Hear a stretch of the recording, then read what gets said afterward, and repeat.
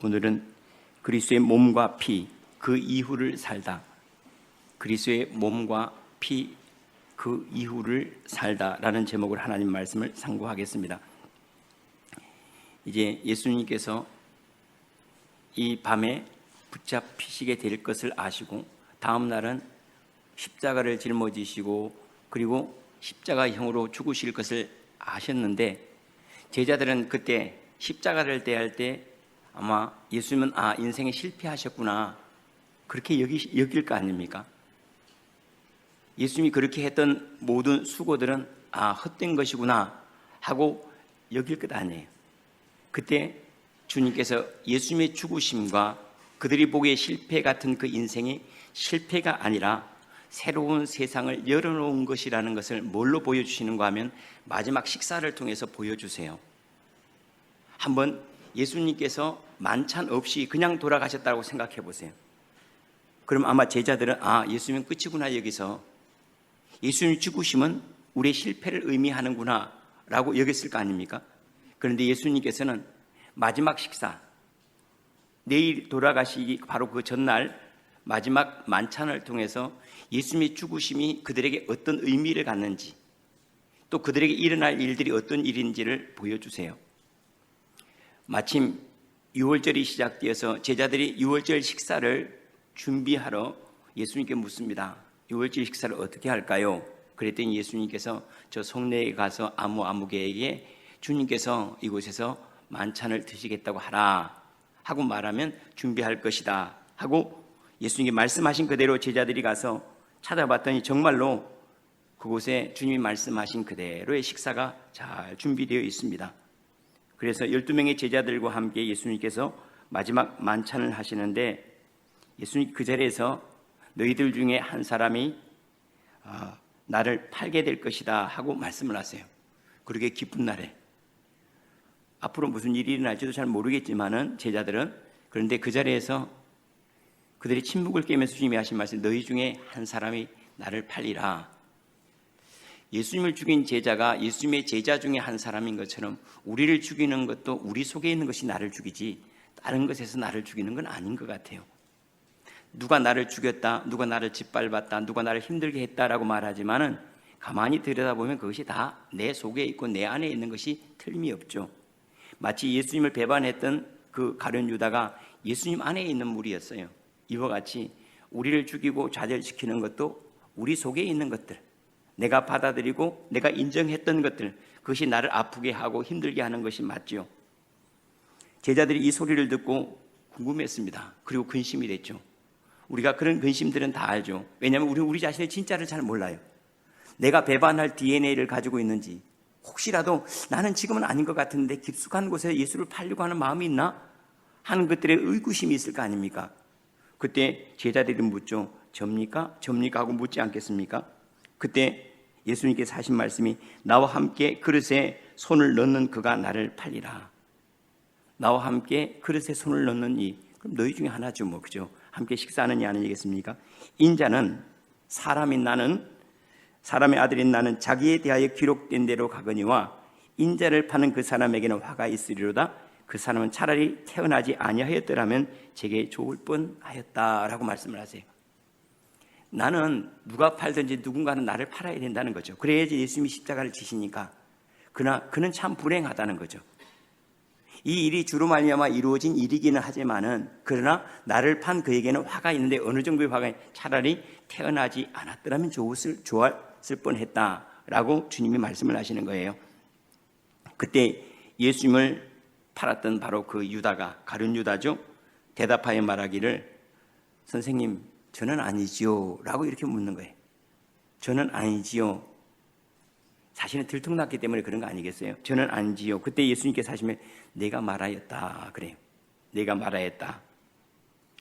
그들이 먹을 때 예수님께서 이제 만찬을 가지고 식사를 다 마치시고 난 다음에 하신 거예요. 그러면서 떡을 가지시고 그리고 축복하시고 주님께서 하신 말씀이, 이것을 받아 먹으라. 이것은 내 몸이다 그래요. 이거 음식이 내 안에 들어가잖아. 나는 이제 몸으로 내 안에 들어갈 거야. 그러니까 예수님께서 장래에 죽으시는 그 내일이죠. 시간으로 말하면 그렇게 이제 12시간 정도밖에 안 남았어요.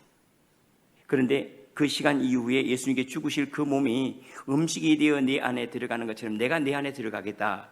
이거 먹으라 그래요.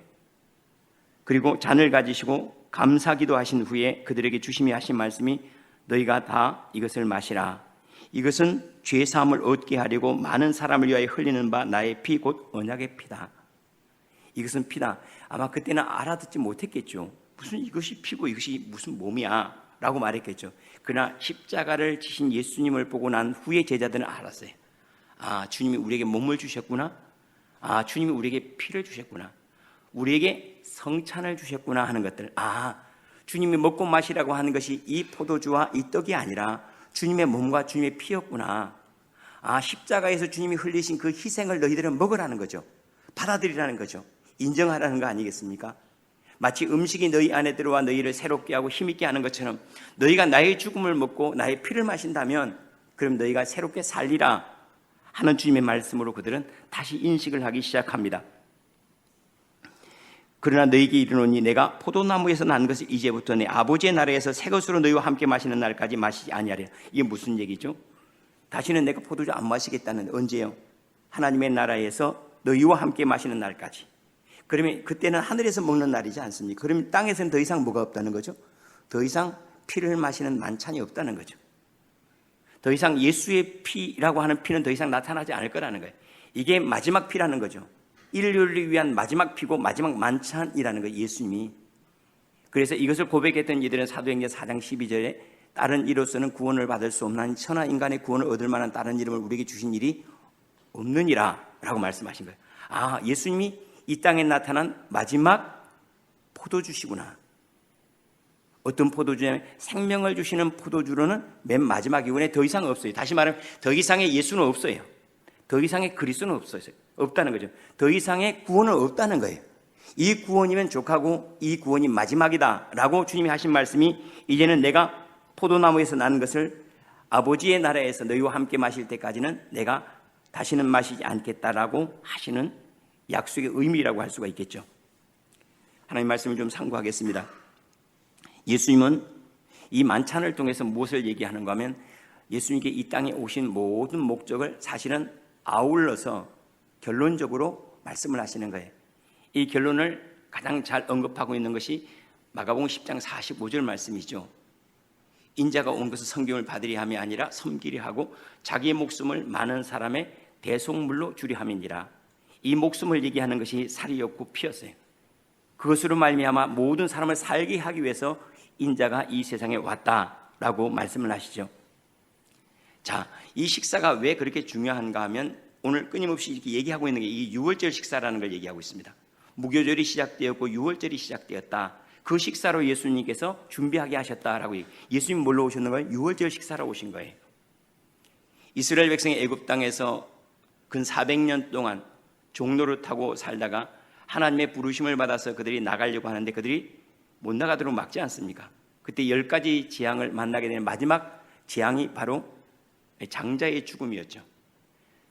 애굽 땅에 있는 모든 장자들, 태어난 첫 번째 것들은 전부 다 죽이는 가축부터 바로의 아들에 이르기까지 모든 걸 다 죽음의 천사가 지나가며 죽이는데 그때 그것을 피할 길을 하나님께서 양을 잡으라는 거죠. 양을 잡고 그 양의 피를 자기의 출입문 임방과 좌우 설주에 문이 있으면 맨 위쪽을 임방이라고 하고 양쪽을 설주, 기둥주자죠. 양쪽에 설주에다가 바르라는 거죠. 출입문에 바르면 죽음의 천사가 이 피를 볼 때 넘어가리라. 이게 넘어가리라 하는 것이 유월이라는 말이에요. 그래 유월절이라고 얘기하죠. 그러니까 이스라엘 백성의 유월절은 뭐냐면 노예로서의 삶이 끝나는 날. 그리고 죽음의 천사가 지나가되 그들은 그 안에서 안전함을 얻는 날. 이제는 그들이 새로운 삶의 시작을 얘기하는 거예요. 그들이 이제 더 이상 노예가 아니에요. 이 유월절 식사를 통해서 그들은 새로운 삶으로의 여정이 시작이 되는데 그 새로운 삶으로는요, 하나님이 약속하신 가나안 땅으로서의 여정, 노예로서의 삶이 아니라 자유인으로서의 삶의 시작, 이것이 유월절인 거예요. 바로 예수님께서 바로 그 유월절 식사를 제자들과 함께 하시면서 너희는 이제 양을 먹었지, 그들은 이제 양고기를 먹고 양의 피를 발랐단 말이에요. 유월절 식사가 그래요. 이제는 너희가 양고기를 먹는 대신에 나를 먹으라는 거죠. 양의 피를 바르는 대신에 양의 피를 너희 심령에 바르라는 거 아니에요? 이게 마시는 거 아닙니까? 내 피를 너희의 심령에 있게 하라, 내 피를 마시라 하고 주님께서 유월절 식사로 오셨다는 사실을 잘 보여주고 있습니다. 예수님은 양 잡히시는 그 시각에 예수님은 십자가에 죽으시고, 그리고 양이 그 피로 말미암아 이스라엘의 재앙이 넘어가게 하고 죽음의 천사가 넘어가게 한 것처럼 그 피로 말미암아 우리 안에 있던 모든 사망이 다 넘어가게 하는 것, 이 일을 주님께서 행하신 거죠. 그런데 왜 몸이요 왜 피라고 말씀하셨을까? 한마디로 그냥 내 목숨을 이렇게 얘기하면 되는데 내 왜 몸이라 내 피라고 얘기하셨는가? 물론 이것은 유월절 식사에서 기인하는 거예요. 그들은 양을 잡아서 피를 사용하여서 죽음의 천사가 넘어가게 하고, 그리고 내일부터 뭘 하는가 하면 내일부터는 여행이 시작이 돼요. 이제는 애굽을 떠나서 광야로 넘어가서 여행이 시작이 되기 때문에 그들 힘이 보충돼야 돼요. 그래서 양을 잡아먹은 거예요. 양고기는 그들이 여행을 할 수 있는 힘이 되었고, 양의 피는 그들이 과거를 정리할 수 있는 힘이 된 거예요. 그래서 피로 말미암아 과거가 정리되고 살로 말미암아 장래가 보장된 거예요. 그래서 양의 피와 양의 살을 그들은 먹고 새로운 여정이 시작된 것처럼 너희는 나를 통하여 과거를 피 안에서 끝내고, 그러죠.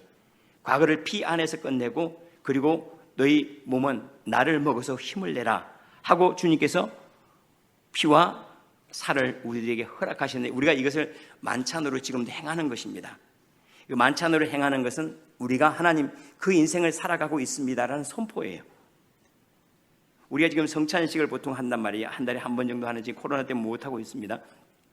그런데 이것을 하는 이유는 우리가 바로 이 하나님의 여정 안에 있습니다. 애굽을 떠나서 우리는 지금 광야의 삶을 통해서 하나님의 나라를 자유인으로 지금 여행하고 있습니다라는 선포요, 인정하는 것, 이것이 성만찬의 의미요, 또한 이것을 행하는 믿음이라고 할 수가 있습니다. 그러므로 성도들은 오늘 주님이 말씀하신 이 피를, 또 이 잔을, 그리고 이 빵을, 이 떡을 먹으라 하신 것처럼 우리는 예수 그리스도를 먹고 마실 줄 알아야 됩니다. 예수 그리스도를 먹고 마시는 것, 이것이 있어야지 우리가 유월한 사람으로 살아갈 수 있습니다. 요즘에도 이제 그런 사람이 있는지 모르고 코로나 때문에 아마 전도하는 것도 많이 어려워져서 이단들도 아마 전도를 못하는 것 같아요. 가끔씩 와서 묻죠. 유월절을 아십니까? 그러면 유월절이 목사님이 들은 것 같기는 한데 뭐 갑자기 또 가물가물해요. 그때 또 설명을 하려고 또 고생하는 사람이 있어요. 그 무엇이었지? 갑자기 목사님 유월절이 뭐죠? 막 이렇게 그렇게 하지 마세요. 여러분들이 그때 말할 때는 예, 저는 유월한 사람인데 당신 유월하고 유월절을 말합니까? 라고 얘기해줘. 예수 믿는 사람들은 유월한 사람들이에요. 우리가 예수님을 믿는다 하는 것은 내가 이미 예수님의 십자가 안에 나를 죽였고, 그리고 예수님의 생명 안에 새로운 인생을 살아간다는 믿음으로 받아들인 사람이기 때문에 유월절을 아느냐 모르느냐가 중요한 게 아니고, 나는 이미 유월한 사람이에요. 유월했다는 말은 나는 이미 죽음의 세상을 떠났고 나는 이미 자유인으로서의 여행을 시작한 사람, 그리스도의 그 자유함으로 말미암아 자유인으로서 하나님의 나라로 여행을 시작한 사람이라는 것, 이것이 우리가 성만찬에 참여하는 이유고 우리가 그리스도 안에서 그리스도의 몸과 피를 받아들이는 까닭이라는 것이죠. 유월한 사람으로, 다시 말하면 애굽의 사람으로의 삶을 끝내고 이제는 하나님께 속한 사람으로 살아가는 거예요. 천국은 올라가는 게 아닙니다. 천국은 우리를 향하여 다가오고 있습니다. 어제도 제가 아침 모임 때 그런 얘기를 한 것 같은데, 아침 모임인지 잘 모르겠습니다만, 우리가 장례를 향하여서 시간이 이렇게 있으면 시간을 향해 걸어가는 것 같은데, 가만히 다시 생각하면 우리는 가만히 있는데 시간이 우리를 향하여 다가오고 있는 것 같지 않습니까? 마치 영화가 한 컷 한 컷 넘어가는 것처럼 우리들의 인생이 점점 다가오고 지나가고 나는 가만히 있는데 나를 위해 준비된 것들이 쫙 다가오고 있는 것 같지 않아요? 실제로 성경의 비유가 이와 같아요. 천국이 가까이 오고 있느니라, 하나님의 나라가 임하였다. 우리가 하나님의 나라에 들어가고 뭐 이런 얘기가 없어요. 전부 다 하나님의 나라가 우리를 향하여 오고 있고 구원이 우리를 향하여 오고 있어요. 하나님 능력이 우리를 향하여, 우리가 하나님 능력을 받는 게 아니고 다가오고 있으므로 뭐죠? 우리는 그것을 받아들이고 인정하고 고백하고 사랑하면 되는 거예요. 오늘도 우리 아들내미가 그런 얘기를 해요. 오늘 말씀 아마 전하려고 그런 얘기를 하는지, 아빠, 어떻게 하면 하나님께서 우리에게 주신 사인을 읽을 수가 있죠? 하나님께서 우리에게 보여주신 일들을 어떻게 읽어낼 수가 있느냐 하고 얘기를 해요. 여러분 뭐라고 대답하시겠어요? 자녀들이 우리가 어떻게 하나님의 뜻을 읽어낼 수 있습니까? 라고 묻는다면 뭐라고 대답하시겠어요? 제가 그렇게 얘기를 했습니다. 아들아, 그것이 하나님께서 내게 보여주신 것이라고 믿으면 안다. 왜 모르는지 아냐? 그것이 하나님이 말씀하신 것일 수도 있다라고 생각하기 때문에 무슨 뜻인지 모르지. 그런데 그것이 분명하게 하나님의 뜻이다라고 받아들인 그 순간부터 그게 무슨 뜻인지 안다. 우리 주님의 구원도 마찬가지예요. 우리가 들어가려고 하면 잘 안 보여요. 그런데 이미 내가 그 안에 있다라고 여기면 내 옆에 있는 이들이 나를 돕기 위해서 왔다는 것, 내가 살아가는 인생에 하나님의 은혜와 그분의 권능의 충만함이 있다는 것을 발견하게 됩니다. 그래서 자꾸 치밀어 올라가려고 하지 말고 천국이 우리 가운데 내려올 수 있도록 마음을 개방하고, 마치 화면들이나 능력들이나 시간들이나 영생들이 우리를 향해 확 밀려올 때 그것을 어떻게 하면 골라낼까 하지 말고 그대로 받아들이고 인정하면서 주님 그 일이 제게 이루어지이다, 그 일이 제게 이루어지이다라고 개방하고 인정하고 시인하고 선포하며 살아가는 그러한 은혜가 저와 여러분에게 많아지기를 원합니다. 이 유월절 식사는 새로운 삶을 위한 식사죠. 두 가지 의미가 있죠. 하나는 과거의 삶을 끊어내는 것과 애굽에서의 마지막, 그리고 자유인으로서의 첫 번째 식사, 이 힘을, 다시 말하면 우리 주 예수 그리스도의 살과 피는 우리에게 두 가지 의미가 있어요. 과거로의 전달, 과거와의 단절됨, 과거의 단절, 우리의 죄인으로 살아왔던 애굽에서의 삶을 정리하는 것. 이제는 나는 이렇게 살지 않습니다. 나는 얽매인 자가 아니요 나는 죄인이 아닙니다 라는 걸 선포하는 것, 이것 하나와 이제는 내가 그리스도로 말미암아 힘을 얻는 인생을 살아갑니다. 마치 이 떡을 먹고 힘을 내서 자유인으로서의 여행을, 저 가나안 땅을 향해서 이제 광야길도 지나가고 또 때때로는 싸움도 있어요. 그러나 그 과정을 지나갈 때 하나님, 주님이 먹으라 하신 그 살을 힘입어서 내가 넉넉히 갈 것입니다. 그리고 예수 그리스도를 먹고 마시는 그러한 은혜가 우리에게 필요하다는 거죠. 사람은 먹는 것이 그 사람을 만듭니다. 여러분, 우리 몸뚱아리가 뭘로 만들어졌죠? 우리가 먹은 것으로 우리 몸뚱아리가 만들어졌어요. 먹지도 않은 것이 우리에게 들어와서 영양분이 된 것은 없습니다. 우리가 받아들인 것은 우리의 몸이 되었어요. 그러면 우리의 정신세계는요, 느닷없이 우리에게 이루어졌습니까? 아니죠. 우리가 읽었던 생각들, 받아들였던 사고들, 그것들이 우리의 정신세계를 만들어냈어요. 우리가 음식은 입으로 먹죠. 지식은요, 머리로 먹어요. 그럼 그것이면 다인가? 아니죠. 우리는 지식으로 말미암지 않은 어떠한 힘이 역사를 하고 어떠한 소망이 생겨나기도 하고, 분명히 지식은 나에게 용기를 내라고 말하지만 때때로 좌절한 경우는 얼마나 많아요. 이렇게 살아야 되는데 하는 의지는 있는데 살 수 없는 일들이 얼마나 많아요. 그럼 이 부분, 우리의 의지와도 상관없고 우리의 몸과도 상관없이 오히려 그것들이 더 강력하게 우리를 역사해요. 우리를 때때로 우울하게 만들기도 하고 때때로 힘있게도 만들기도 하고, 내가 쓸모없이 버렸던 것들이 다 합력하여 손이 되기도 하고, 내가 죄인이었던 것들이 은혜가 되게 하는 이런 더 크신 놀라운 능력, 이것들은 도대체 뭘로 말미암아 조성이 되릴까요? 그냥 되어질까요? 아니죠. 먹는 것으로 말미암아 되어지는 거죠. 몸이 먹는 것으로 말미암아 만들어지고 머리는 배운 것으로 만들어지는 것처럼 영은 받아들이는 것으로 만들어지는 거예요. 이걸 가리켜서 믿음으로 말미암아요. 영은 받아들임으로 말미암아. 그래서 우리가 영이 조성된다는데 당신은 뭘 받아들입니까? 사람들의 말을 당신의 영으로 믿어버립니까? 그럼 당신의 영은 정신세계가, 당신의 영의 세계는 세상에 썩을 것으로 꽉 차 있는 거죠. 오늘 주님께서 내 살을 먹으라 그래요. 주님을 먹어야 된대요. 그래야지 내 영이 살리라 그랬어요. 예수 그리스도께서 행하신 일들을 그대로 받아들이는 것. 받아들이는 것이 먹는 거예요. 음식은 뭐죠? 내 몸으로 받아들이는 거예요. 지식은 뭐죠? 지식은 우리가 암기한다고 됩니까? 아니죠. 내가 그것을 내 머리로 받아들일 때 내 지식이 되는 것처럼 영도 마찬가지예요. 주님께 행하신 그 일들을 내가 받아들여 아멘 하고, 주님께서 저를 위해서 십자가에 피 흘려 제 값을 지불하심으로 제가 구원을 얻었나이다 라고 그것을 믿음으로 받아들이면, 입으로 받아들인 게 아니라 그것을 믿음으로 받아들이면 영으로 가요. 입으로 받아들이면 몸으로 가고, 머리로 받아들이면 지식으로 가고 정신으로 가고, 그 다음에 믿음으로 받아들이면 이것은 영으로 역사를 해요. 이 믿음은요, 우리의 몸을 새롭게 하기도 하고 우리의 지식을 새롭게 하기도 해요. 이 영이 모든 것들을 새롭게 하기도 해요. 그래서 주님께서 성령이 오시면 우리가 새롭게 되어서 새하늘과 새 땅을 보리라라고 말씀을 하신 거예요. 그 영은 우리를 새롭게 하는 영이기 때문에 그러합니다. 예수 그리스도를 먹는 삶, 주님께서 우리에게 주신 그 인생을 먹고 마시는 것, 이것은 마치 뭘로 비유를 할 수 있는, 제 안에는 제 아버지가 있습니다. 제 안에는 저희 어머니도 계세요. 제 인생에 제 어머니와 제 아버지가 제 안에 희생으로 들어와 계세요. 저는 그분들이 살아왔던 인생 위에 제가 있어요. 그분들의 희생 위에 제가 지금 그것을 밟고 지금 그 위에서 살아가고 있어요. 제 속에는 그러니까 제 어머니도 있고 제 아버님도 계시는 거예요. 어떻습니까? 우리는 어떤 영의 세계 위에서 터를 잡고 살아가고 있습니까? 우리 육으로는 우리 부모님들 터 위에 지금 제 안에는 제 어머니와 제 아버님이 계신 것처럼 제 영 안에는 그리스도가 계세요. 그분이 이루신 세상을 믿음으로 받고 저는 거기에서 판단하고 거기 결정하고 그분께서 허락하신 것을 먹고 마셔요. 여러분 한번 생각해 보십시오. 우리가 태어났을 때 처음부터 시작한 것이 있습니까? 처음부터 시작한 인생은 하나도 없어요. 처음부터 시작된 인생 하나, 우리는 처음부터 시작됐다고 생각해요. 천만의 말씀입니다. 우리가 처음부터 시작된 것 아니에요. 우리 부모님이 살아왔던 그 인생의 터 위에서부터 계속해서 쌓여져 가고 있었던 거예요. 그럼 우리의 영의 세계는요? 우리의 영의 세계는 처음부터 이루어지는 걸까요? 천만의 말씀입니다. 우리 주 예수 그리스도께서 행하신 그 일로 받아들이든지 아니면 세상 사람들이 말하는 인생으로 받아들이는지 우리는 무엇인가 이 터 위에 세워져 가는데 정말로 그리스도의 말씀과 그분께서 이루신 그 구원 위에 우리는 그것을 당연하게 받아들이고 살아가느냐 하고 우리 자신을 살필 필요가 있어요.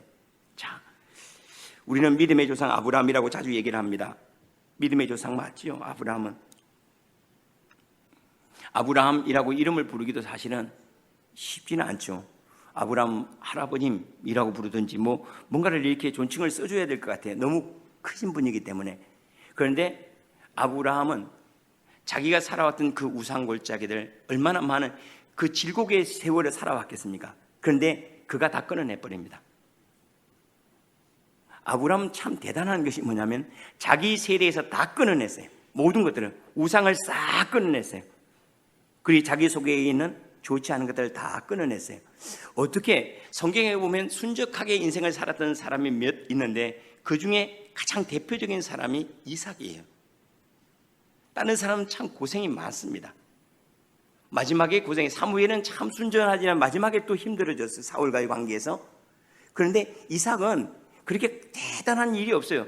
그냥 피하면 그곳에서 그냥 아무렇지도 않게 그냥 물이 솟아나고 정말로 순전한 인생을 살아가요. 쉽게 살아가요. 왜 이런 일들이 일어났을까? 그는 아브라함 이후의 인생을 살았기 때문에 그래요. 아브라함이 싹 끊어내버린 인생 그 이후를 살아가요.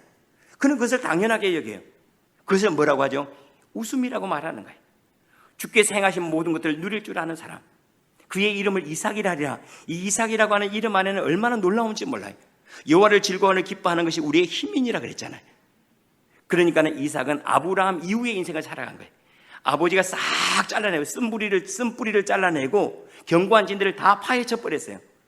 우상을 다 떠나보냈어요. 여러분, 아브라함의 집안이 얼마나 우상이 많은 곳에서 시작이 됐는데요. 그에는 세상적인 것들도 많아요. 그것들이 언뜻 보이죠. 아브라함이 실패한 이유가 세상적인 것들 때문에 계산이 앞서고 그런데 그가 이것들을 통해서 철저하게 끊어내요. 그 끊어내고 나니까 이삭이 형통해져요. 제가 우리 부모님들이 가끔 그런 얘기를 하지 않습니까? 믿음의 일대를 지나시는 분들은 제발 믿음 생활 똑똑히 해야 된다고.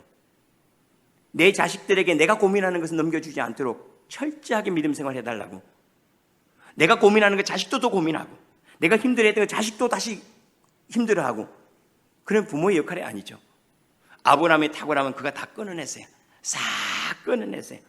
그리고 나니까 아들에게는 좋지 않은 것들이 싹 끊어지고 나니까 당연히 그의 인생이 순전하게 진행될 수밖에 없죠.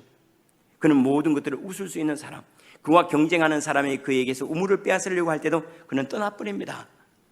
그런데도 불구하고 그곳에 새로운 영생의 수가 끊임없이 별 문제가 없어요. 이삭을 대적하는 사람들이 오히려 부끄러워서 나중에 화친을 청해요. 왜냐하면 이 일이 가만히 보니까 놀라운 일이에요. 가서 우물을 파는 곳마다 우물이 나오는데 이건 나중에 보니까 자기들이 하나님과 대적하고 있는 꼴이 된 거예요. 그래서 나중에 그들이 오히려 찾아와서 우리가 잘못해서 화친을 청하자, 화친을 맺자라고 오히려 화친을 청합니다. 왜요? 잘 끊어냈기 때문에 그렇습니다. 아브라함 이후를 살았던 이삭처럼 우리는 어떻습니까? 우리 부모님 이후를 우리는 살아가고 있어요. 육체로는 분명히 우리 부모님 이후를 살아가요. 그분의 희생, 우리 부모님이 고생한 고생을 끝냈더라면 우리는 고생 안 했을 거예요. 그렇죠? 우리 부모님이 우상을 끊었더라면 우리는 우상 때문에 힘들어하지 않을 거예요. 우리 주님이 우리 부모님 우리 안에 있는 열등감을 끊어냈더라면 우리는 열등감에 붙잡히지 않았을 거예요. 왜냐하면 우리 부모님은 열등감에 대해서 얘기하지 않았을 테니까 말이죠. 우리는 우리 부모님 이후를 살아가요. 이삭은 아브라함 이후를 살아갔습니다. 우리는 예수 그리스도의 이 만찬 이후, 그리스도의 십자가 이후를 살아가는가? 그분의 몸과 그분의 피, 그 이후를 살아가는가? 아니면 늘 다시 먹고 다시 마시고 늘 다시 애굽 떠났다가 다시 돌아 주님 다시 만찬을 한 번 더 하죠. 다시 또 주님 잡고 또 떠났다가 다시 돌아와서 또 먹고 다시 떠났다가 다시 돌아오고 이런 일들이 반복되어 살아가고 있지는 않는가? 조심스럽게 우리 자신을 살피고 이제는 그리스도의 터 위에, 사도들의 터 위에, 아브라함 이후의 이삭처럼 부모님의 삶 이후의 우리의 인생처럼 그리스도 이후의 삶을 살아가는 그러한 은혜가 우리 가운데 많아지기를 원합니다. 주님께서 이 모든 일을 다 행하시고 이건 먹어야 된다, 이건 마셔야 된다, 그래야지 네가 나를 산다, 이것을 먹어야지 네가 이걸 마셔야지 네가 애굽을 나올 수가 있고 이것을 먹어야지 네가 자유인으로 살아갈 수가 있어. 한번 생각해 보십시오. 우리는 정말로 예수를 받아들여서 힘을 얻습니까? 음식을 먹으면 몸이 힘을 얻잖아요. 지식을 얻으면 자신만만해져요. 다른 사람과 이야기하는 것이. 그러면 우리는 영적으로 정말로 그리스도로 말미암아 자유해지고 힘을 얻습니까? 그분의 음성을 통하여 나는 늘 새로워지고 있고 그분의 임재를 통하여 나는 힘을 얻고 그분의 말씀을 통하여 나는 내 자신을 발견하고 나는 자유인으로서 삶을 늘 그리스도 안에서 나는 주님을 먹고 마셔요. 태양을 보아도 나를 돕는 하나님을 보고 있습니다. 나는 지나가는 바람결 속에서도 성령이 나를 만지시는 것을 나는 보고 있습니다.